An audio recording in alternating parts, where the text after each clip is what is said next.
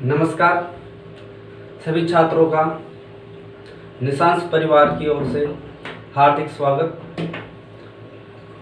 दोस्तों, जैसा आपको पता है कि कोरोना महामारी के चलते हुए सारी क्लासें रद्द हो गई, तो इसी के तहत निशांस परिवार ने एक मुहिम जारी की है कि क्यों ना हम बच्चों को ऑनलाइन पढ़ाएं।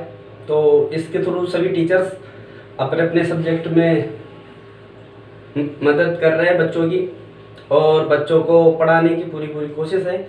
आप भी जो जेट आईसीआर के बैच थे वो रद्द होने के कारण ऑनलाइन चल रहे हैं, तो आप ऑनलाइन इन्हें घर पे बैठे आसानी से पढ़ सकते हो।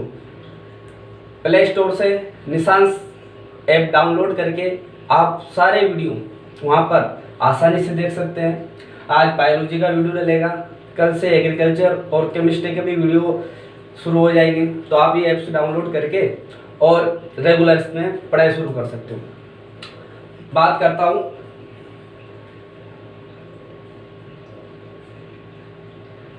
जैसे कि जेट का पेपर 7 जून को होने वाला था, जिसकी तैयारी के लिए लगभग महीना 2 महीना सभी बच्चों को मिलता है, और बच्चे महीना 2 महीना खूब मन लगाकर मेहनत करते हैं। तो इस महामारी के कारण सारे बच्चे घर पे हैं, टीचर घर पे है, तो ऑनलाइन ही एक अपने पास जरिया है आपसे हमें मिलने का और बातें करने का। अगर आपको किसी भी प्रकार की डाउट हो, किसी प्रकार की परेशानी हो, तो आप संपर्क कर सकते हैं। निशांस ऐप के जरिए सारे टीचर आपसे बात कर सकते हैं किसी भी सब्जेक्ट में आपको जो परेशानी हो। तो बात करते हैं जेट की। इसमें 120 क्वेश्चन का पेपर होता है, जिसमें प्रत्येक क्वेश्चन 4 नंबर का होता है। अर्थात एक क्वेश्चन सही करने पर आपको +4 नंबर मिल जाएंगे, और अगर आप कोई क्वेश्चन गलत कर देते हो तो उसका 1 नंबर आपके क्या हो जाएगा, माइनस। तो आपको सबसे पहली बात तो ये जानना जरूरी है कि क्वेश्चन वही करने जो आपको आए। तुक्का मारने जैसी कोई गलती आपको नहीं करनी, क्योंकि यहाँ पर माइनस मार्किंग भी है ना। 120 क्वेश्चन को अगर आप 4 से गुणा करते हो तो 480 नंबर। मैं आपको लगभग कट ऑफ बता देता हूँ, वैसे जरूरी नहीं है, पर हर साल के बाद ही एक एवरेज निकलता है कि जो बच्चा 300 नंबर ले आता है जनरल और ओबीसी में, तो लगभग उसको मनचाहा अच्छा कॉलेज मिल जाता है। और एसटी एससी में आप 150 से 200 के समथिंग नंबर में आपको बहुत अच्छा कॉलेज मिल जाता है। तो ये 300 प्लस नंबर कैसे आए, उसके लिए हमें किस प्रकार से पढ़ाई करनी पड़ेगी, क्या क्या यूनिट्स है, चैप्टर्स है जो जेट में आएंगे, तो उसकी कुछ जानकारी मैं पहले आपको दे देता हूँ।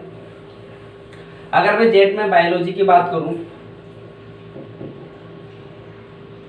तो बायोलॉजी के अंदर 2 सेक्शन होते हैं, सेक्शन ए और एक होता है सेक्शन बी। सेक्शन ए की बात करें तो इस सेक्शन ए को उन्होंने बॉटनी बना रखा है, और सेक्शन बी है जूलॉजी। जैसा आप सभी को पता है, टोटल बायोलॉजी में 40 क्वेश्चन आते हैं। इन 40 क्वेश्चन को 25 क्वेश्चंस बॉटनी के हैं और 15 क्वेश्चंस दे रखे जूलॉजी। तो कहने का मतलब एक बड़ी यूनिट के रूप में है बॉटनी, और जूलॉजी उससे कम है। तो सबसे पहले बॉटनी में कौन कौन से चैप्टर्स है, चैप्टर्स वही आएंगे जो आपने 11th 12th क्लास में पढ़े होंगे। जैसे अगर बॉटनी की बात करें तो सबसे पहले आ जाता है द यूनिट ऑफ लाइफ, दूसरे पे आ जाओ आप प्लांट फिजियोलॉजी, तीसरी यूनिट पे आप आ जाओ तो तीसरी यूनिट जेनेटिक्स होती है। इसके बाद आप आगे आ जाओ, जेनेटिक्स के बाद आप आ जाओ मॉर्फोलॉजी होती है। इस प्रकार से इसकी 7 से 8 यूनिट बॉटनी में आती है। जूलॉजी की बात करें तो जूलॉजी में रिप्रोडक्शन आता है, एनिमल किंगडम्स आता है, इसके बाद आप बात करो एनिमल टैक्सोनॉमी आती है। एनिमल टैक्सोनॉमी से आप आगे जाओ तो इसमें ह्यूमंस की जितनी भी एक्टिविटी होती है, शायद वो रिप्रोडक्शन से हो, किसी नर्वस सिस्टम से हो, जो भी हो, वो सारी की सारी यूनिट जूलॉजी पोर्शन में आ जाती है। तो हम सबसे पहले बात करते हैं बॉटनी पोर्शन की, जो कि एक 25 नंबर का है और सबसे बड़ी यूनिट है। तो बॉटनी पोर्शन में सबसे पहले हम लेते हैं द यूनिट ऑफ लाइफ, और द यूनिट ऑफ लाइफ में है सेल, अर्थात द यूनिट ऑफ लाइफ किसे कहा गया है? सेल। तो इसमें हम सेल के बारे में पढ़ेंगे। पढ़ने से पहले मैं सभी बच्चों को ये बता दूं कि कोई भी चीज़ जब आप पढ़ते हो तो उसका एक निष्कर्ष निकाला करो कि इस चीज़ को हम पढ़ क्यों रहे हैं, हमारा मकसद क्या है, इससे हमें क्या जानकारी प्राप्त होगी, या फिर ये जो हम पढ़ाई कर रहे हैं ये हमारे दैनिक जीवन में उपयोगी है। इस तरीके से सोच के आप उस चैप्टर को पढ़ा करो तो आपको पढ़ने में और ज़्यादा मजा आएगा। जैसे मैंने लिख दिया, एक चैप्टर है सेल। इसमें आप सेल के बारे में, इसकी डिस्कवरी, इसकी खोज कैसे हुई, सेल किस प्रकार की होती है, इसमें कौन कौन से पदार्थ पाए जाते हैं, जो सेल होती है उसमें किस प्रकार से विभाजन होता है, ये हमारे लिए किस प्रकार से उपयोगी है, इन सभी के बारे में आप पढ़ोगे। ठीक है। तो सबसे पहले अगर मैं बात करता हूँ सेल की, ये जो सेल है इसको लैटिन भाषा, ध्यान रखना, लैटिन भाषा के सेलुला से लिया गया है। एक लैटिन भाषा का शब्द है सेलुला, उस सेलुला को तोड़कर सेल शब्द का निर्माण किया गया है। ये सेलुला है क्या? इस सेलुला का मतलब होता है कक्ष या कक्षा। अब आप बोलोगे कि कक्ष या कक्षा से सेल का क्या मतलब? तो जिस प्रकार से एक क्लास होती है, उस क्लास में 4 दीवारी होती है, एक अध्यापक होता है, विभिन्न प्रकार के बच्चे उस क्लास में विराजमान होते हैं। तो ये जो स्ट्रक्चर है, ये जो संरचना है, सेम वैसी की वैसी संरचना किसकी होती है? सेल की। इसीलिए कक्ष या कक्षा, जिसे लैटिन भाषा में सेलुला कहा जाता है, वहां से किसका निर्माण हुआ है? सेल का। तो आप सेल के अंदर पढ़ोगे कि जिस प्रकार से एक स्कूल का कक्ष होता है जिसमें बच्चे पढ़ाई करते हैं, सेम वैसी संरचना किसकी होती है? सेल की। तो सबसे पहले हम बात करते हैं कोशिका के बारे में, इसकी खोज कैसे हुई, किस प्रकार से इसे खोजा गया। तो इसकी खोज की अगर मैं बात करूं, सबसे पहले 1665 में वैज्ञानिक था रॉबर्ट हुक। रॉबर्ट हुक नामक वैज्ञानिक ने सन 1665 में मधुमक्खी के छत्ते जैसी संरचना को देखा, जिसे कॉर्क कोशिका नाम दिया। तो सबसे पहले कोशिका को किसने देखा? रॉबर्ट हुक ने। कौन सा सन में? सन 1665 में। और किस प्रकार की कोशिका देखी? कॉर्क कोशिका को देखा था। और ये जो कॉर्क कोशिका थी, ये एक प्रकार की मृत कोशिका थी। तो सर कहने का मतलब सबसे पहले कोशिका को किसने देखा? रॉबर्ट हुक ने। परंतु जब इसने देखा तो वो कोशिका कैसी थी? मृत कोशिका थी। मृत कोशिका थी तो उसका कोई अध्ययन होता नहीं है, मतलब है ही नहीं। तो इसके 9 साल बाद सन 1674 में एंटनी ऑन लीवेनहॉक नामक वैज्ञानिक ने सबसे पहले जीवित कोशिका को देखा। कौन सी कोशिका को देखा? जीवित कोशिका को। और जीवित कोशिका को किसमें देखा? विभिन्न प्रकार के वैज्ञानिकों का अलग अलग मत है। कोई बोलता है कीटों की पेशियों में देखा, कोई वैज्ञानिक बोलता है कि पक्षियों में देखा गया। तो इसके अंदर विभिन्न मत है, परंतु जो सर्वाधिक प्रचलित मत है वो है कीटों की पेशियों में। कीटों की पेशियों में इसे देखा गया। और कीटों की पेशियों में देखने पर इसने उस कोशिका को क्या नाम दिया था? एनिमल्क्यूल्स, अर्थात जो लीवेनहॉक नामक वैज्ञानिक था उसने सबसे पहले कोशिका को देखा था, जीवित कोशिका को, और उस जीवित कोशिका को नाम दिया था एनिमल्स क्यूल्स। वो कहाँ देखा? कीटों की पेशियों में। अलग अलग मत है पर वहां पर एक ही मत आएगा, या तो कीटों की पेशियों में आ जाएगा या पक्षियों में आ जाएगा, किसी भी प्रकार से एक आ जाएगा।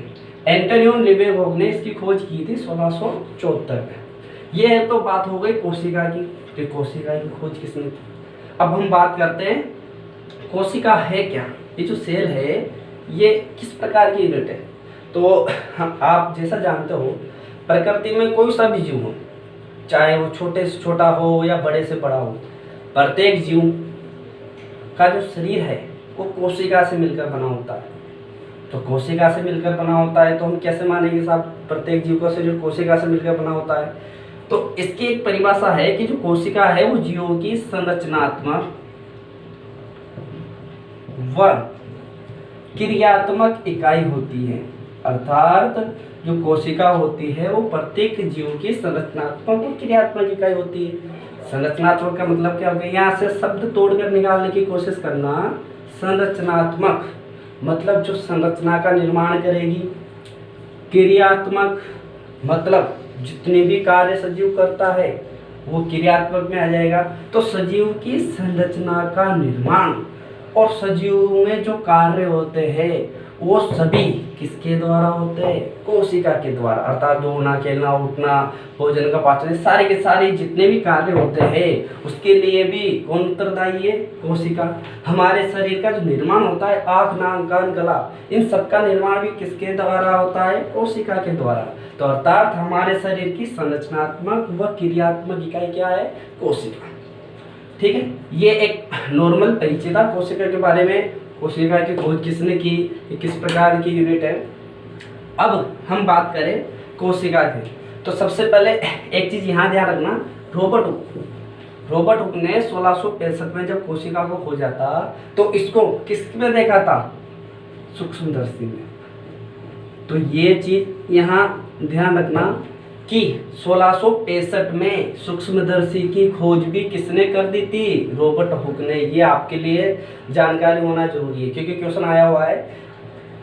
रॉबर्ट हुक ने सूक्ष्मदर्शी को खोज दिया। मैं आपको दो वैज्ञानिकों के बारे में और बताता हूँ। जेहनसन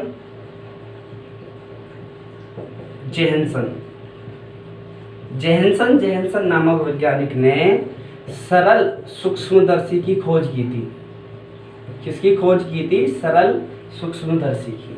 और एक वैज्ञानिक है नोल व रुस्का नामक वैज्ञानिक ने इलेक्ट्रॉन सूक्ष्मदर्शी की खोज की। ये जो सूक्ष्मदर्शी है, इस सूक्ष्मदर्शी से आप 1000 गुना बड़ा प्रतिबिंब देख सकते हो। सरल सूक्ष्मदर्शी से आप 50,000 गुना अधिक बड़ा प्रतिबिंब देख सकते हो, परंतु इलेक्ट्रॉन सूक्ष्मदर्शी की सहायता से आप किसी भी वस्तु का प्रतिबिंब 2 लाख गुना अधिक बड़ा देख सकते हो। इसलिए सर्वाधिक उपयोग में इलेक्ट्रॉन सूक्ष्मदर्शी आता है। और नोल और रुस्का ने इसकी खोज की। ये क्वेश्चन नीट के अंदर भी आ चुका है। कंप्लीट। अब बात करते हैं हम कोशिका की।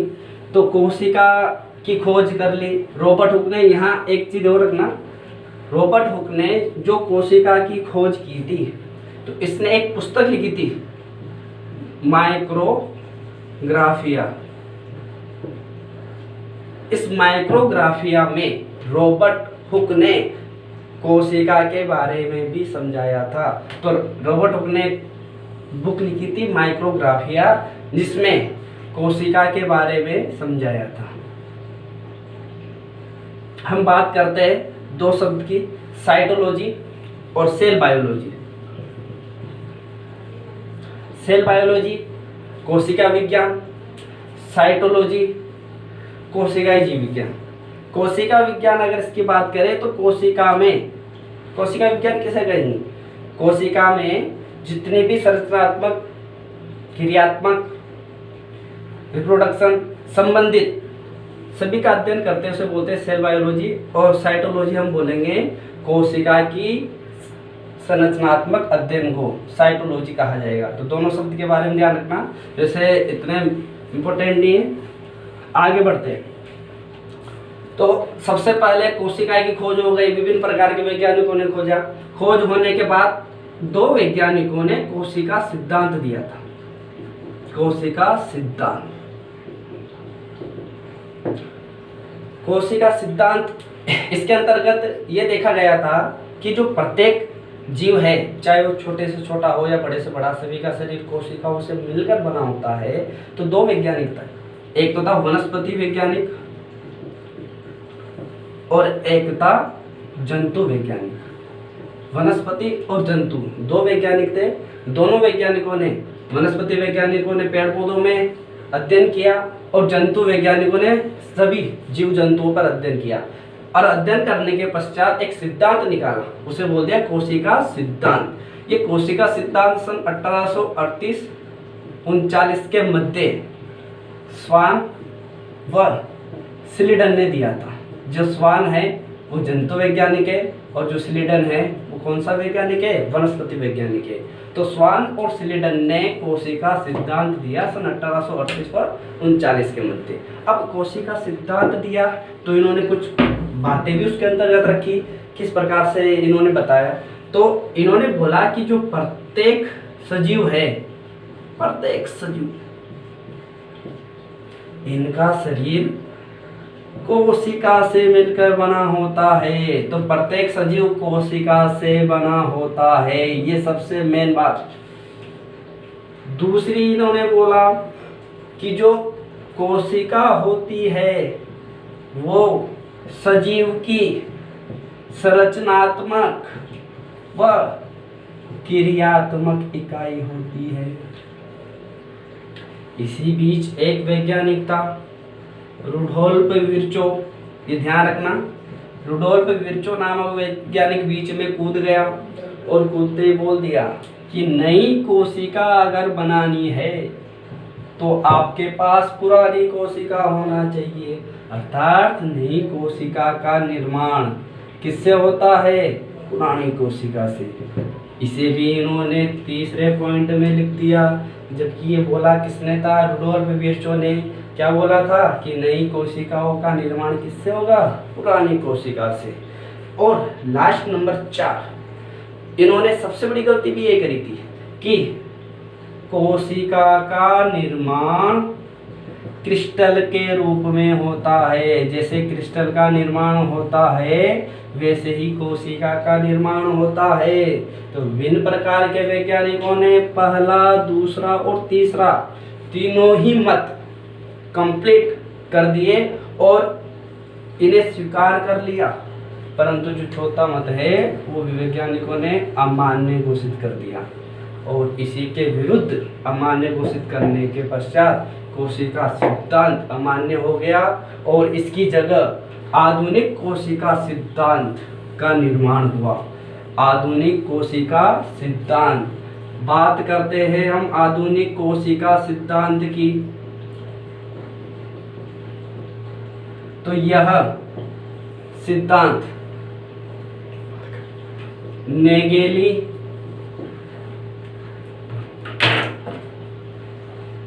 क्रेमर नामक, इसमें परकिंजे भी लिख दो, नामक वैज्ञानिकों ने दिया। ये सिद्धांत वही है जो 3 पॉइंट उस सिद्धांत के थे, सेम तीनों पॉइंट इसी में समाकलित कर दिया। इसमें नया एक पॉइंट बना दिया कि जो कोशिका है वो कोशिका में स्वतः जनन की क्षमता पाई जाती है। अर्थात कोशिका ही एक ऐसा जीव है जिसमें स्वतः जनन होता है। तो इस प्रकार से कोशिका की खोज किसने की? कोशिका के सिद्धांत, इन सभी के बारे में आपने पढ़ा। कल हम इसके आगे टॉपिक को चढ़ेंगे। आज के लिए इतना ही, धन्यवाद।